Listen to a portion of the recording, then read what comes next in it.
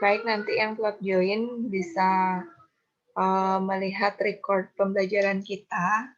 Jadi silahkan dilihat di situ. Saya coba buat share PowerPoint-nya. Oke.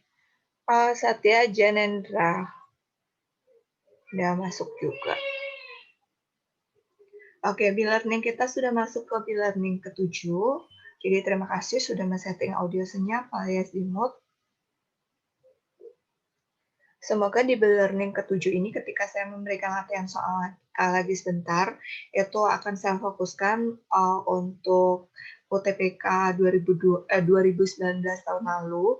Jadi itu pada sub pemahaman bacaan dan menulis. Jadi khusus untuk PBM yang akan kita bahas lagi sebentar. Jadi kalian akan mendapatkan waktu 20 menit untuk mengerjakan soal tersebut. Kemudian di sini untuk B-Learning ke-7, mudah-mudahan kalian sudah memiliki dasar konsep teori untuk menjawab soal. Karena PowerPoint yang sudah saya bagikan setiap minggunya itu sebagai dasar untuk kalian mengerjakan setiap soal TPS. Jadi khususnya untuk soal bahasa Indonesia itu dari B-Learning 1 sampai B-Learning 6 itu saya rasa konsep teorinya sama aja. Saya hanya membangkitkan pengetahuan kamu, membangkitkan ingatan kamu yang mungkin dulu SMP sudah pernah diajarkan, terus kamu lupa. Kemudian yang di SMA sudah pernah disinggung tapi tidak secara menyeluruh. Oke, saya hanya mengingatkan itu dan memberikan penekanan pada bagian mana pada setiap soal itu sering ditanyakan untuk soal TPS.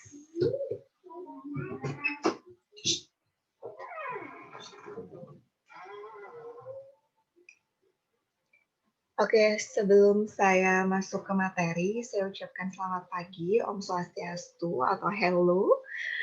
Semoga kalian semua dalam keadaan sehat.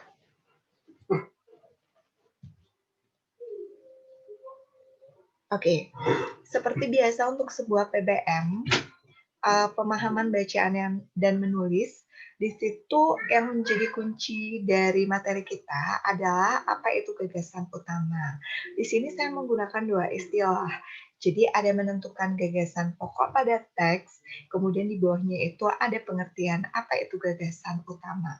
Seringkali ketika kita mengadakan B-Learning, ini menjadi sorotan atau masalah yang sering kita bahas pada setiap pertemuan. Entah itu dengan kata gagasan utama, entah itu dengan kata gagasan pokok, inti bacaan, informasi, ide pokok, bahkan kalimat utama. Kenapa kita sering menggunakan gagasan pokok? Karena teks atau soal kita itu semuanya berbasis teks atau lebih ke pemahaman bacaan. Jadi untuk memudahkan kalian itu mengerjakan, kalian itu harus tahu teori, dasar, konsep untuk memudahkan agar tidak membaca teksnya secara keseluruhan.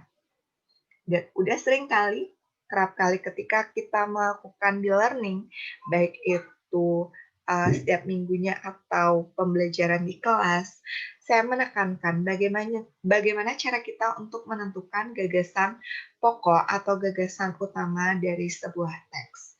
Caranya tuh sangat mudah. Kalau dia berupa teks, pasti itu berupa teks tertulis. Kalau kita mendengarkan atau kita itu menyimak sebuah teks, misalnya berita gitu ya, jadi berita dalam media televisi, jika kalian itu kan menyimak tuh beritanya, ya kalian bisa mulai dengan mencatat hal-hal pokok atau hal-hal penting apa saja yang dikemukakan dalam sebuah berita. Tentu acuannya kita punya lead-nya apa, kemudian judulnya karena itu merupakan identitas dari beritanya. Terus lead-nya atau kepala beritanya. Kepala berita biasanya itu mengandung substansi. Apa yang dibahas di dalam berita tersebut. Kemudian body. Body itu membahas bagaimana dan mengapa. Barulah kita tahu alasan, oh kenapa berita ini bisa dibuat, oh bagaimana kronologis dari beritanya. Kemudian pada bagian ekor. Bagian ekor boleh isi, boleh enggak, bergantung dari jenis beritanya. Sedangkan pada teks tertulis, cara untuk menentukan gagasan pokoknya sangat mudah. Yang pertama, di situ membaca kalimat dalam setiap paragraf dengan cermat. Jadi, kalau kita mengerjakan soal PBM seperti ini, tentu kita akan kehabisan waktu. Kita harus punya triknya. Triknya seperti apa? Oh, nggak bisa kita baca setiap kalimat dengan cermat. Kalau setiap kalimat dengan cermat, kita hanya bisa mengerjakan gagasan pokok aja atau gagasan utama aja. Yang lainnya tidak bisa kita kerjakan. Caranya adalah kita baca aja kalimat nomor satunya. Kemudian yang kedua, menentukan pokok dari paragraf. Menentukan pokok dari paragraf berarti kita menentukan apa sih topiknya dari paragraf 1. Caranya di kelas sudah saya kasih tahu. Baca kalimat pertama, baca kalimat terakhir, penentunya adalah kalimat nomor 2. Jika kalimat nomor 2 itu mengacu ke kalimat pertama, berarti kalimat utamanya adalah kalimat nomor 1.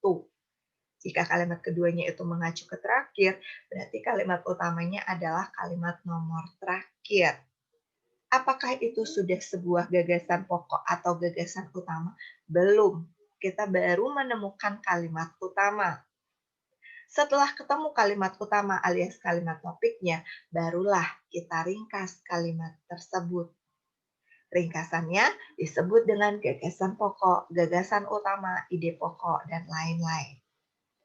Oke, cara mudah ketiga, menentukan gagasan pokok paragraf dengan menjawab pertanyaan apa yang sedang dibahas. Oke, sama dengan cara kita untuk menentukan kalimat topik. Biasanya kita menggunakan pertanyaan apa dan siapa jika yang dibahas adalah sebuah biografi atau riwayat hidup seseorang.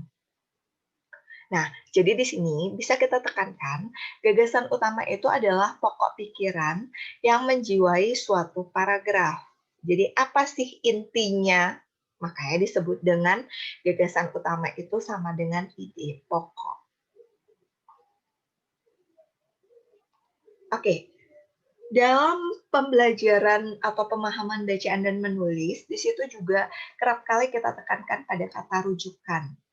Kata rujukan itu mengacu pada kata sebelumnya atau mengacu pada kalimat sebelumnya. Karena kalimat itu masih merupakan satu kesatuan kalimat yang koheren. Jadi dia tidak mengalami pengulangan, baik itu pengulangan subjek atau benda atau hal, pengulangan tempat yang merupakan di situ bisa subjeknya atau objeknya, atau rujukan personil atau orang, itu bisa mengacu juga pada subjek ataupun objeknya. Nah, seringkali juga ketika di learning, saya bahas tentang kata rujukan. Kata rujukan itu secara garis besar dibagi menjadi 3. Jadi ada kata rujukan benda atau hal, kata rujukan tempat, kata rujukan personal, bukan personil ya, personal atau orang, atau yang diperlakukan seperti orang. Oke, saya akan mulai dengan kata rujukan benda atau hal. Jadi dia menggunakan ini, itu, tersebut. Ini untuk menyatakan yang dekat. Itu untuk menyatakan yang jauh namun masih bisa dipantau oleh mata. Tersebut untuk menyatakan yang jauh dan tidak bisa terpantau oleh mata. Untuk yang kedua, ada kata rujukan tempat. Kata rujukan tempat di sini sesuatu yang dekat dengan kita, di situ sesuatu yang jauh dengan kita namun masih dalam satu lingkup, di sana sesuatu yang jauh. Yang ketiga, rujukan personal atau orang atau yang diperlakukan seperti orang. Dia, ia, mereka, beliau, dan nya. Biasanya kata rujukan atau orang atau yang diperlakukan seperti orang mengacu pada kata ganti.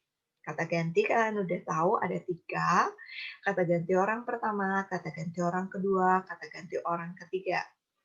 Kata ganti orang pertama ada tunggal, ada jamak. Tunggalnya ada aku, ada saya, jamaknya ada kita, ada kami. Rujukan orang kedua, tunggalnya ada kamu, ada Anda, ada kau, engkau, dikau, sama.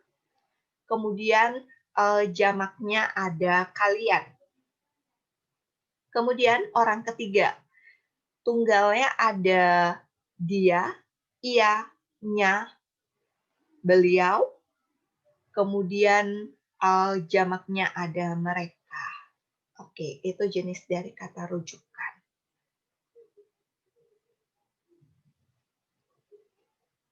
Berikutnya, tidak berhenti sampai di situ. Kita akan masuk di materi dalam PBM itu adalah jenis-jenis makna. Jadi secara garis besar, jenis makna itu ada dua, yaitu makna leksikal dan makna struktural. Jadi kurang kait ya, typo dikit. Nah, makna leksikal ini dapat dibagi menjadi dua, yaitu makna langsung dan makna kiasan. Makna langsung itu ada makna umum dan makna khusus, atau makna langsung ini kita sebut dengan makna denotatif. Jadi denotatif itu ada umum, ada khusus. Yang mana disebut dengan makna umum, misalnya bunga. Bunga itu adalah kembang, tumbuhan. Khususnya ada bunga mawar, anggrek, melati, kamboja, jepun, dan lain-lain. Makna kiasan. Makna kiasan itu ada 6. Satu, ada konotatif, ada afektif, ada stilistik, ada reflektif, ada kokatif, dan ada idiomatikal. Yang sering kita gunakan adalah option A dan F. Untuk A, B, C, D, E sudah saya jelaskan pada B-Learning 6. Makna konotatif itu mengacu pada makna yang tidak sebenarnya, atau di situ menggunakan istilah. Sebenarnya sama aja dengan idiomatikal, hanya saja kalau idiomatikal itu adalah ungkapan. Misalnya, buah tangan itu adalah ungkapan. Berarti antara kata buah tangan dengan maknanya tidak ada hubungannya, karena maknanya adalah oleh-oleh. Itu idiomatikal. Apa bedanya sama konotatif? Konotatif itu makna kiasan yang perlu kita cari maknanya. Misalnya, bunga desa. Kalau bunga desa pasti sesuatu yang dicari kan? Kalau yang dicari berarti dia memiliki sesuatu yang berharga. Maka dari itu dia diumpamakan seperti gadis paling cantik. Gitu. Sedangkan makna struktural itu ada makna gramatikal dan tematis. Tematis jarang banget yang digunakan. Lebih banyak menggunakan makna leksikal. Apa itu makna leksikal? Jadi makna leksikal itu adalah makna kamus. Misalnya, kamu harus membuat tugas dengan margin 3434. Di situ ada kata margin, marginal. Apa sih makna dari kata marginal? Itu termasuk makna tematis atau leksikal. Jadi kita harus mencari maknanya di dalam kamus. Margin itu adalah batas, tepi, pinggir. Berarti kita harus menggunakan batasannya 3, 4, 3, 4. Apa bedanya dengan makna gramatikal? Udah sempat saya bahas juga. Makna gramatikal ini pada B-Learning berapa ya? Udah sempat saya bahas juga. Makna gramatikal lebih ke konteks kalimat. Misalnya, polisi sedang melakukan operasi zebra. Operasi sering digunakan dalam bidang medis, tapi ketika menyebutkan kata operasi zebra, di situ bukan zebranya yang dioperasi, yang dibedah atau yang ini disembuhkan, tapi di situ lebih ke makna gramatikal konteks kalimatnya kalau itu adalah tilang. Nah, jadi di situ ada tanda merah yang akan dibahas pada halaman ini. Oke, jadi kita untuk TBM itu lebih ke makna leksikalnya, terutama makna langsung.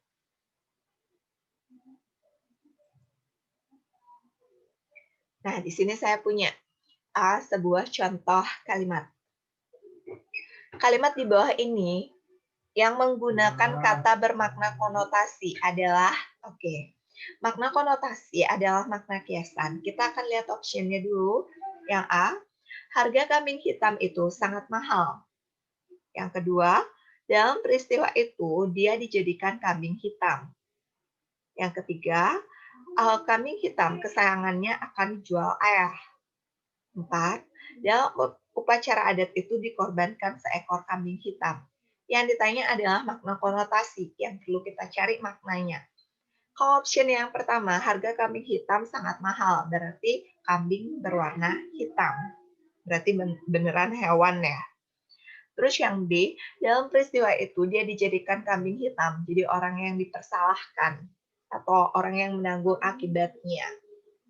Kalau yang C, kambing hitam kesayangannya akan dijual ayah, berarti sama maknanya dengan option A, kambing berwarna hitam. Terus kalau yang D sama juga, dikorbankan seekor kambing hitam, berarti kambing berwarna hitam. Jadi option A, C, D itu merupakan makna denotasi atau makna langsung yang bersifat khusus. Kenapa saya bilang bersifat khusus? Karena maknanya adalah kalau umumnya binatang atau hewan. Habis itu makna khususnya ada kambing hitam, kemudian ada kuda liar, ada kupu-kupu malam. Nah, seperti itu.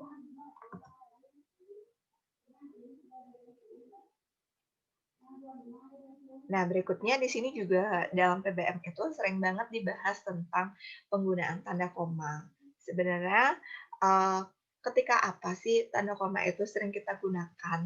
Nah, bagaimana penggunaan tanda koma yang benar? Karena waktu ini kita sudah mempelajari bagaimana penggunaan huruf kapital, bagaimana penggunaan tanda titik, bagaimana penggunaan tanda petik, itu udah kita sempat bahas, bahkan beberapa kali sudah sering kita bahas penggunaan tanda koma. Nah, untuk membangkitkan ingatan kalian, untuk semakin memudahkan kalian untuk memahami sebuah teks, jadi di sini kita akan membahas ketika kapan tanda koma itu digunakan. Secara umum, tanda koma itu dipakai di belakang kata atau ungkapan penghubung antar kalimat yang terdapat pada awal kalimat dan di antara unsur-unsur dalam suatu perincian atau pembilangan. Nah, lagi sebentar akan saya paparkan seperti apa penggunaan tanda koma. Saya kasih dulu contoh yang mudah. Misalnya, ibu ke pasar membeli titik 2 beras, lauk, dan keperluan dapur. Jadi di situ beras, lauk, dan keperluan dapur. Barulah tanda titik. Itu namanya perincian. Jadi ada lebih dari 2 benda yang dirinci. Maka dari itu menggunakan tanda koma. Sedangkan jika yang dirinci berupa frase atau klausa, kita tidak menggunakan tanda koma. Yang kita gunakan adalah tanda titik koma, sama dengan rincian menurun ke bawah. Kita menggunakan tanda titik koma, bukan lagi tanda koma. Kenapa tanda titik koma? Karena dianggap dalam satu klausa itu sudah terdiri atas SP, subjek dan predikat. Maka dari itu, jika dia menggunakan tanda koma, sedangkan tanda koma itu digunakan untuk perincian kata. Jadi dia tidak sesuai dengan aturan penggunaan tanda koma. Oke, saya paparin dulu tentang kata tanya ya, karena kita berbicara tadi pada bagian kita menentukan gagasan pokok, salah satunya adalah dengan mengajukan kalimat pertanyaan. Jadi kita bisa mengajukan kalimat apa atau siapa. Nah, sebenarnya di sini kata tanya itu yang kita tahu ada 6. Atau kita bisa singkat dengan 5W plus 1H. Atau kita bisa singkat juga dengan kalau bahasa Indonesia itu adik Simba. Jadi adik Simba apa, di mana, siapa, mengapa, bagaimana. Nah, itu yang sering banget kita gunakan. Nah, di sini saya paparin ada 16. Apa aja? Yang pertama itu ada kata apa? Untuk mempertanyakan barang, benda, hal. Yang kedua siapa? Untuk mempertanyakan orang. Yang ketiga mana? Untuk mempertanyakan pilihan. Yang keempat, mengapa? Untuk mempertanyakan sebab, alasan. Yang kelima, kapan dan bila. Bila mana gitu mungkin ya. Untuk mempertanyakan waktu, apabila, dan bila mana. Terus yang keenam, di mana? Untuk mempertanyakan tempat. Yang ketujuh, kemana? Untuk mempertanyakan tujuan. Yang kedelapan, dari mana? Untuk mempertanyakan tempat, asal, arah dari suatu tempat atau milik. Kemudian yang ke-9, bagaimana untuk mempertanyakan keadaan sesuatu atau cara. Kemudian yang ke-10, dari apa untuk mempertanyakan bahan-bahan baku. Jadi dia terbuat dari apa gitu. Dari siapa untuk mempertanyakan asal atau milik dari seseorang. Terus yang berikutnya ada dengan apa untuk mempertanyakan alat. Kemudian dengan siapa untuk mempertanyakan yang ikut serta. Yang yang ke-14 untuk apa untuk mempertanyakan tujuan melakukan suatu perbuatan atau pekerjaan. Terus yang ke-15 untuk siapa untuk mempertanyakan orang yang dituju. Kemudian yang terakhir itu ada berapa untuk mempertanyakan jumlah. Jadi saya rasa kata-kata tanya ini kerap kali kalian gunakan, tapi kalian itu seringkali tidak mengetahui. Bahkan kata tanya itu sering kalian bolak-balik. Misalnya, di mana rumahmu? Kemudian kalian balik, letak kalimat tanya itu di belakang. Rumahmu di mana? Atau, apakah kamu sudah makan? Kamu sudah makan apa? Kayak gitu. Kerap kali posisinya itu kalian bolak-balik karena kalian tidak mengetahui posisi dari kalimat tanyanya itu. Kalimat tanyanya harus terletak di awal untuk mempertegas kata apa yang akan kalian tanyakan. Kemudian di akhir itu akan diisi tanda tanya. Sama dengan minggu lalu saya udah bahas apa sih beda antara kalimat deklaratif, interrogatif, dan imperatif. Itu terletak pada penggunaan tanda bacanya. Kalau kalimat deklaratif atau berita itu menggunakan tanda titik, kemudian kalimat tanya atau interrogatif itu menggunakan tanda tanya, imperatif atau kata suruhan atau kata seru itu menggunakan tanda seru. Gitu.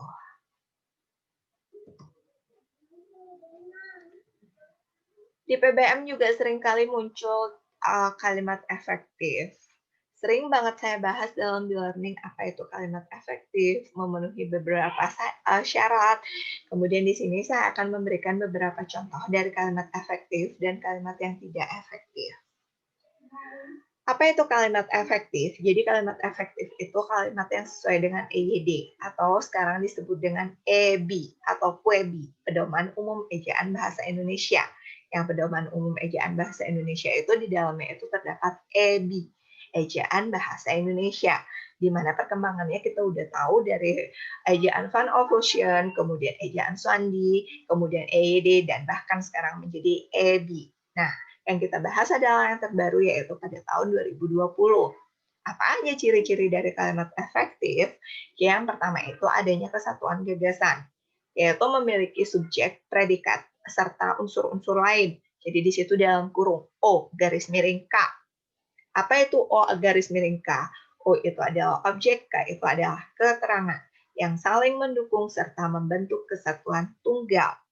Contohnya, di dalam keputusan itu merupakan kebijakan yang dapat membantu keselamatan umum.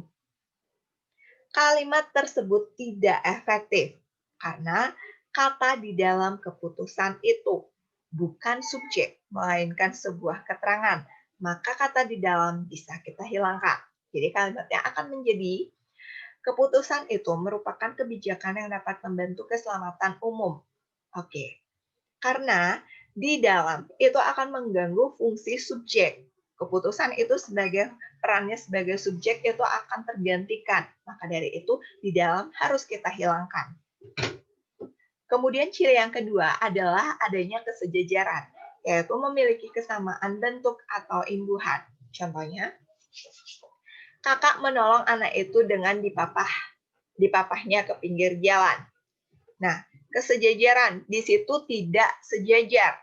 Kenapa tidak sejajar? Karena di situ penggunaan predikatnya dengan harusnya dia di sini predikatnya berawalan me, tapi dengan dipapahnya di sini menggunakan predikat dengan berawalan di. Maka dari itu kalimat ini tidak memiliki kesejajaran. Seharusnya kakak menolong anak itu dengan memapahnya ke pinggir jalan. Jadi kalau di sini di, berarti di sini di juga. Kalau di sini predikatnya me, berarti di sini juga menggunakan predikat me. Oke, ini dia penjelasannya. Kalimat tersebut tidak memiliki kesejajaran antara predikat-predikatnya. Yang satu menggunakan predikat aktif, yaitu imbuhan me, sedangkan yang satunya lagi menggunakan predikat pasif, yaitu menggunakan imbuhan di. Maka perlu diubah. Anak itu ditolong kakak dengan dipapahnya ke pinggir jalan, atau kakak menolong anak itu dengan memapahnya di pinggir jalan. Jadi kalau dia di, keduanya harus menggunakan predikat di atau predikatnya pasif. Kalau dia menggunakan predikat me, jadi keduanya menggunakan me, yaitu predikatnya aktif. Kemudian ciri yang ketiga, itu adalah kehematan. Kehematan yaitu tidak boleh menggunakan kata-kata yang tidak perlu. Contoh, bunga-bunga anyelir dan melati sangat disukainya. Pemakaian kata bunga-bunga dalam kalimat di atas tidak perlu, karena mawar, anyelir, dan melati terkandung makna bunga. Maka perlu diubah menjadi mawar, anyelir, dan melati sangat disukainya. Sama dengan kata, pada bulan April itu tidak memenuhi kehematan. Seharusnya pada April atau bulan April, supaya kalimat tersebut menjadi lebih efektif. Ciri berikutnya adalah adanya penekanan. Adanya penekanan yaitu kalimat yang dipentingkan harus diberi penekanan. Jadi caranya itu mengubah posisi dalam kalimat, yakni dengan cara meletakkan bagian yang penting di depan kalimat. Contohnya, harapan kami adalah agar soal ini dapat kita bicarakan lagi pada kesempatan lain. Jadi kalimat tersebut tidak efektif. Jadi perlu kita ubah posisinya dengan meletakkan bagian yang penting di depan kalimat. Pada kesempatan lain, kami berharap kita dapat membicarakan lagi soal ini. Atau contoh yang lebih mudah, kayak tadi saya bilang kata tanya. Apakah kamu sudah makan? Seharusnya posisi kalimat efektifnya seperti itu. Tapi kerap kali kalian itu menyebutkan kamu sudah makan kamu, atau kamu sudah makan apa? Jadi kata tanya itu terletak di belakang dari kalimat tersebut. Itu tidak memenuhi ciri penekanan, karena seharusnya letak dari kalimat tanya adalah pada awal kalimat.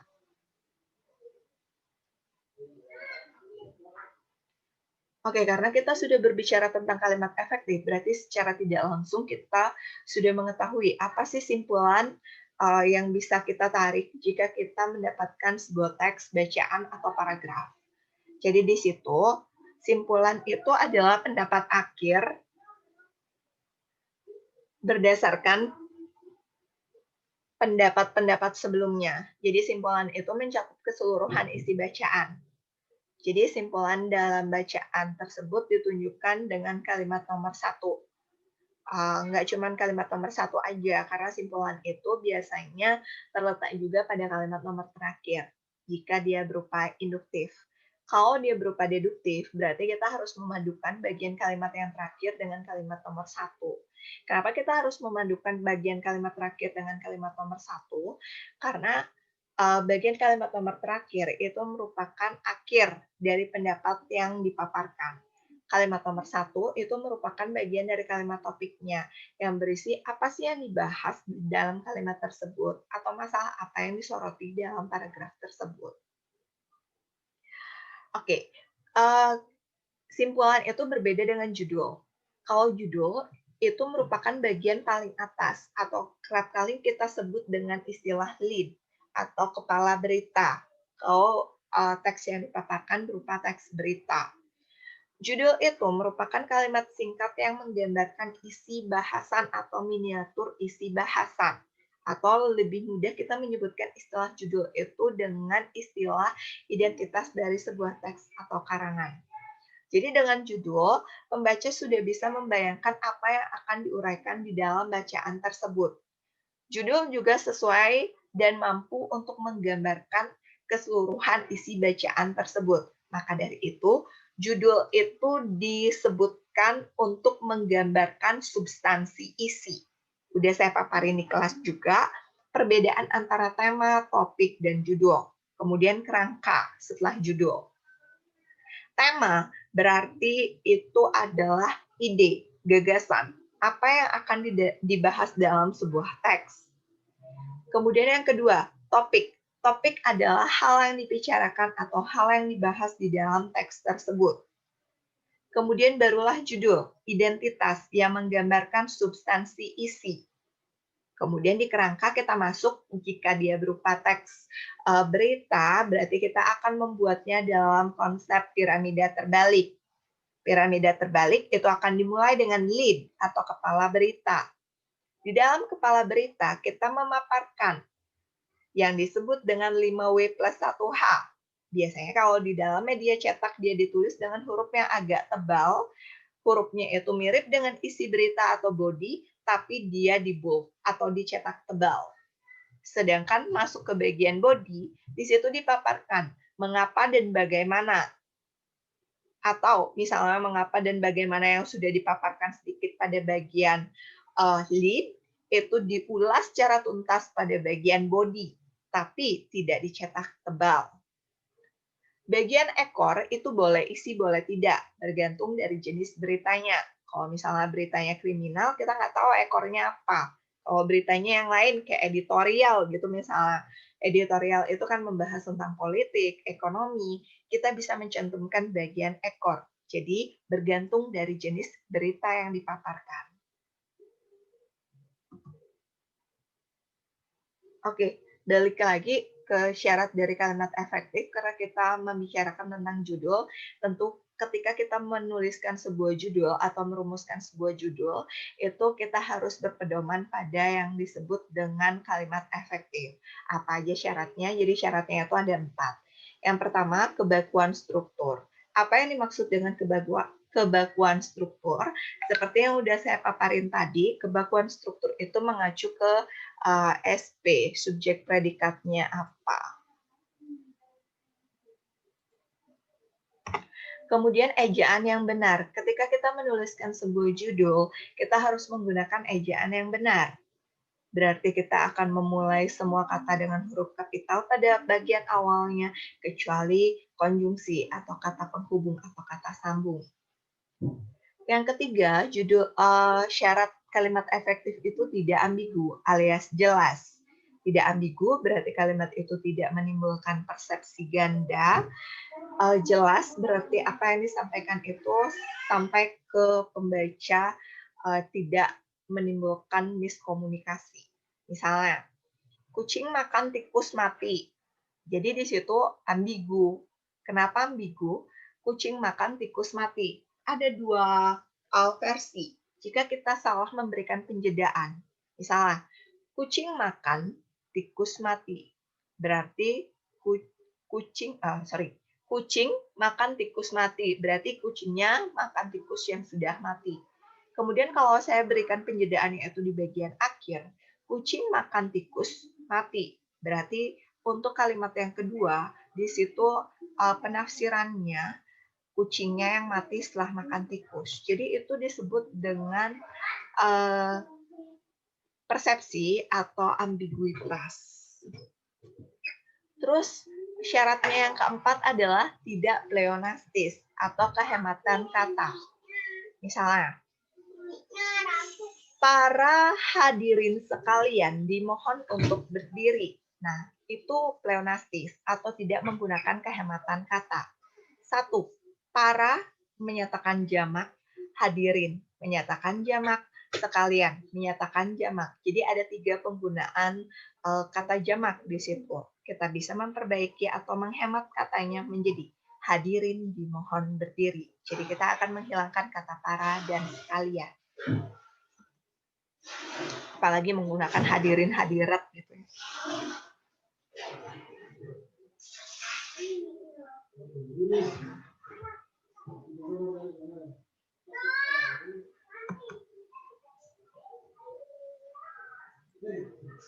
Oke. Di sini saya akan bahas tentang ejaan baku versus tidak baku. Nah, seringkali kita dihadapkan pada soal untuk menganalisis kalimat pada teks itu termasuk kata baku atau tidak baku. Nah, pada kata baku di sini ada kata aktivitas. Pada tidak bakunya di situ menggunakan F. Harusnya kalau dia berupa kata dasar aktif gitu kan ya, pakai F. Kemudian ketika dia mendapat akhiran itas, dia akan berubah menjadi V rumput. Kemudian kalau analisa, semua yang berakhiran sa, di situ yang baku akan menjadi sis. Seperti analisa akan menjadi analisis, hipotesa akan menjadi hipotesis, kemudian diagnosa akan menjadi diagnosis. Tidak bakunya di sana. Di sana itu menunjukkan tempat karena dia memiliki lawan kata ke sana. Bentukan bakunya di spasi sana karena di sini menunjukkan tempat arah. Jadi dia itu diberikan spasi. Hierarki nggak baku. Yang baku adalah hierarki. Seperti kata karier itu yang baku, yang tidak baku adalah karir. Kemudian tidak bakunya adalah izin pakai J. Yang baku adalah izin. Seperti apapun kamu ngomong, kemana teman kamu harus menyatakan dia izin, jangan dia izin. Kualitas tidak baku yang menggunakan W, yang baku adalah kualitas. November tidak baku, yang baku adalah November, apalagi pakai F nih, nggak baku banget. Yang tidak baku, resiko, yang baku adalah risiko. Seperti kata nasehat tidak baku, yang baku adalah nasihat. Apalagi ini, strategik, nggak baku, yang baku adalah strategis. Subjek, pakai Y, tidak baku, yang baku adalah subjek. Oke, tadi kita nyebutin tentang perincian tanda koma itu untuk kata bilangan. Nah, seperti apa aja? Kata bilangan tentu, 1, 2, 3, dan seterusnya. Kata bilangan tak tentu, beberapa, segala, keseluruhan, sekalian, setengah-setengah, dan sebagainya. Kata bilangan pecahan, setengah, separuh, 3 suku, dan sebagainya. Kata bilangan pisahan, setiap, dan tiap-tiap. Kata bilangan himpunan, kedua-dua, ketiga-tiga, berpuluh-puluh, berminggu-minggu, berbulan-bulan, jadi di situ ada pengulangan ya. Kata bilangan tingkat, pertama, kedua, ketiga, dan seterusnya. Kata bilangan tanya, berapa? Oke, berikutnya yang terakhir, di sini ada contoh kalimat berpola SPOK. Jadi di sini contohnya, kami mengerjakan PR kemarin. Jadi kami, subjek, mengerjakan predikat PR matematika kemarin keterangan waktu. PR matematikanya objek, kemarinnya keterangan waktu. Petani menanam padi di sawah. Jadi petani subjek, menanam predikat padi objek di sawah, keterangan tempat. Joko membacakan puisi dengan lantang. Joko subjek membacakan predikat puisi objek dengan lantang, keterangan cara. Layan